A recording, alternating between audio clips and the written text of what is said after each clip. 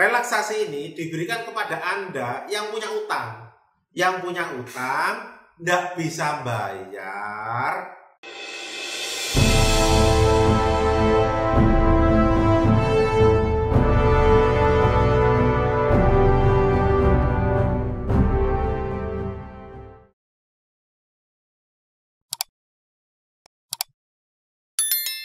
Masih dengan saya, Ahmad Junaidi, di channel Hukum Indonesia. Pada kesempatan kali ini, saya akan berusaha menjawab satu pertanyaan tentang relaksasi. Relaksasi ini, itu muncul zamannya Pak Jokowi ini. Jadi zamannya Pak D ini baru muncul.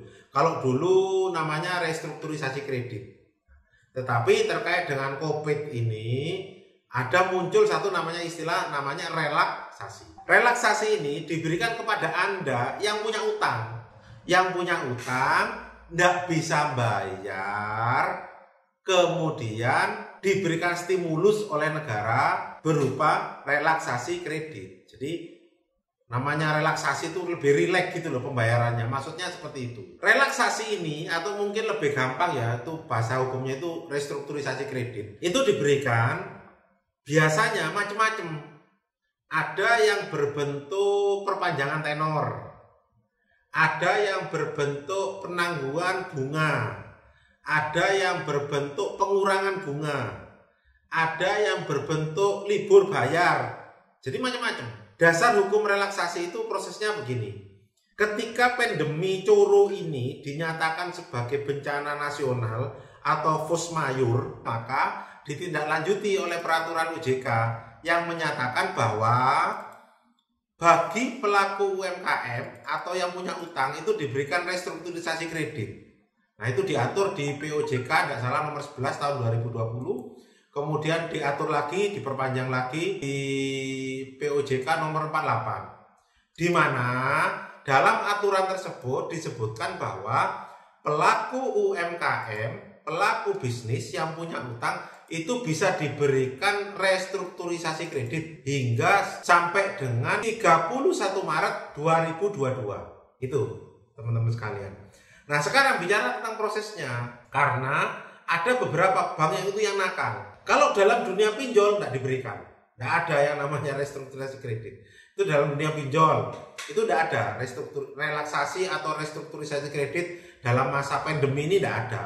Mereka lintah darat gitu ya. Kemudian mengenai prosesnya, bagaimana cara mendapatkan relaksasi ini atau restrukturisasi ini? Bank itu banyak tidak memberikan. Kemudian kalau untuk yang Anda punya jaminan di bank kayak leasing ataupun dengan jaminan sertifikat yang ada di bank, itu silakan ajukan. Tetapi tidak semua bank mau ngasih. Nah ini diperlukan trik tersendiri, trik khusus, yaitu caranya kalaupun mereka tidak ngasih, kirim surat email ke OJK. Kirim surat aja sudah. Minta ke OJK, kirim surat ke banknya, kemudian kirim surat ke OJK. Kalau perlu sampai presiden pun Anda kirimin email. Jadi kepada yang terhormat Presiden Joko Widodo, Presiden Republik Indonesia, Bapak itu dengan ini saya adalah nasabah debitur ini sampaikan. Tembusannya kepada banknya, tembusannya kepada OJK. Kalau Anda tidak diberikan relaksasi atau restrukturisasi kredit Anda. Nah itu biasanya lebih ngefek. Jadi lebih ngefek sehingga mungkin permohonan restrukturisasi Anda, permohonan relaksasi Anda itu lebih direspon oleh banknya. Karena negara memberikan stimulus kepada bank itu. Stimulus subsidi bunga misalkan ya. Jadi mendasar itu mungkin lebih diperhatikan. Dan kemarin sudah kita coba di beberapa klien seperti itu. Setelah kita suratin, kita kirim email dan sebagainya, mereka mau ngasih. Lalu bagaimana kalau Anda yang macet sebelum COVID? Yo nggak bisa.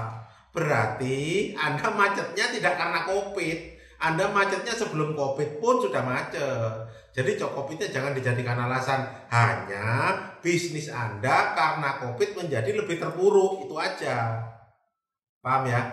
Jadi saran saya bagi yang sekarang dalam memang terdampak oleh pandemi, oleh coro ini, itu memang oleh negara diberikan fasilitas berupa restrukturisasi atau relaksasi kredit. Untuk pengajuan tadi, kalau perlu tambahkan. Jangan hanya surat permohonan Anda, tambahkan.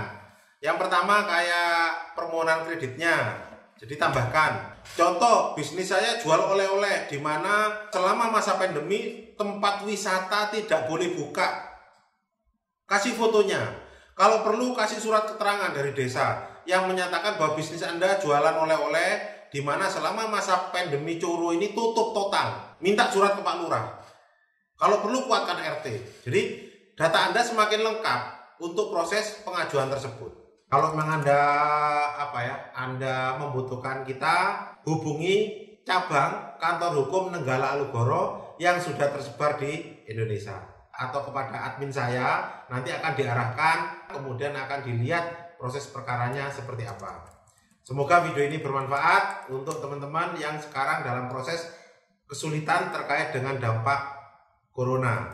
Terutama yang saat ini sedang mengalami PPKM darurat. Nggak tahu sampai kapan ini daruratnya. Semoga pandemi ini cepat berakhir. Saya Hari, wassalamualaikum warahmatullahi wabarakatuh.